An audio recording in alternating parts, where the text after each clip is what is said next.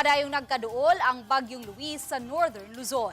Sa latest bulletin sa Pag-asa, nabantayan ang ulo sa bagyo sa coastal waters sa Palanan, Isabela. Nagliho kini paamihanan-amihan ang kasadpan sa gikusgon nga 15 kilometers per hour.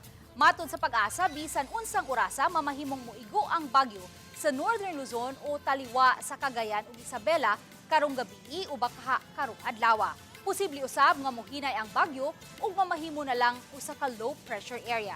Hinuon mamahimo kining U-turn o muliko palayo sa nasod. Posible hinuong muuban ang sirkulasyon sa hangin sa kapanganuran o mas dako nga bagyo sa gawas sa par nga pagganganlan unya sa international name nga Dolphin. Subay sa rainfall forecast sa Metro Weather, adunay kahigayunan nga masinati ang katagatag nga pag-uwan-uwan sa Eastern ug Central Visayas. Posible usab nga uwanon ang ubang lugar sa nasod.